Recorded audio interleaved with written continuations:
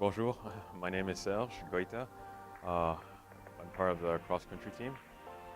This will be my third year competing, and my program of study is computer systems technology. Uh, Growing up it was fun. I had its hard times. I grew up in Ottawa. I was basically me and my little brother were the only visual minority in our school, so it was really tough. Um, and each time we were told our entire childhood that we weren't good enough to do things. So we always had to push. And our dad and our mom, they kept saying, you can do better, you can do better. So we always had to push and break that wall and really push ourselves to be better. My goal growing up, actually, I wanted to be a hockey player. I remember when I asked my dad being from Mali, West Africa, so he checked the prices and he said that's not going to happen. I remember that day very, very strongly. So he put a newspaper with the price for hockey equipment, and he put on the table shin pads and cleats. He said registration for the league was 20 bucks. This old pair of cleats and shin pads, it's $15 in total. He said hockey, it's about $2,000. And he told me, I'm not about to go in a refrigerator at 6 in the morning to watch you skate. So the way I was taught is the worst way ever. They give you a chair and you push it, basically.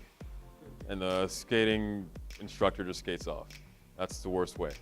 So for me, I'm very stubborn. I saw other kids just skating. It's basically the most beautiful thing you can see. You can just glide on the ice and you're going 100 miles an hour. It looks awesome. You cut right through the ice.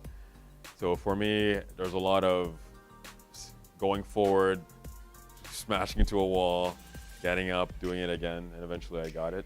But teaching somebody how to skate, instead of them pushing a chair, it'd be good for the instructor to be the chair, to be there holding the hand and telling the person, I've got your balance, push forward, I've got you. Same thing going backwards, you teach them to be confident, to have that balance, and after that, they can go on their own. I looked up to actually my older cousins, both Fabrice and Stéphane. There was a huge age difference between us.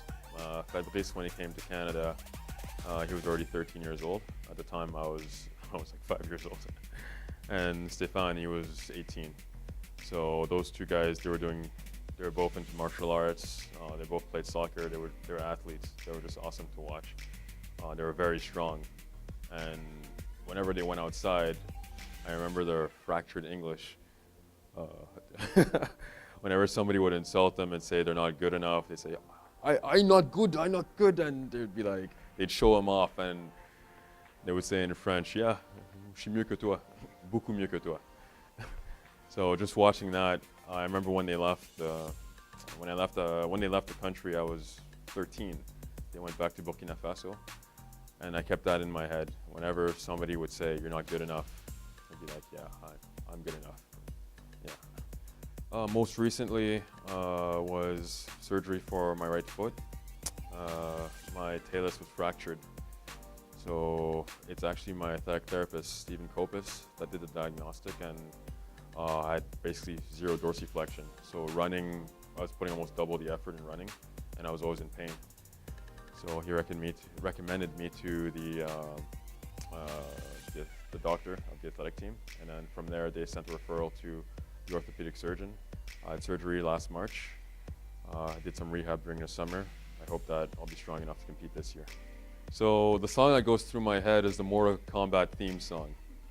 So as soon as the race starts, I hear Mortal Kombat and I hear that beat, dun, dun, dun, dun, dun, dun, dun, dun, and I try to run at that level. So when I start feeling that I'm slowing down, I put that beat back in my head, dun, dun, dun, dun, dun, dun, dun, dun, dun, dun, dun, dun, dun, dun, dun, and I keep pushing. So, and when I see somebody who's surpassing me, I'm like, round one, fight! I gotta catch up to him. It's a must. I gotta catch up to him. So that's a song that goes through my head when I run. It's really hard. Social life is almost non-existent, except if you're part of the team. So our coaches, even everybody from athletics, they help you out. They check on us. They see if we're comfortable with our classes if we need accommodations.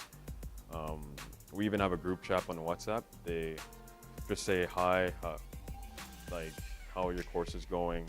Like it helps a lot. Like for me, I'm not from the city, so they helped me a lot transition when I came here. And really, that moral support really goes a long way.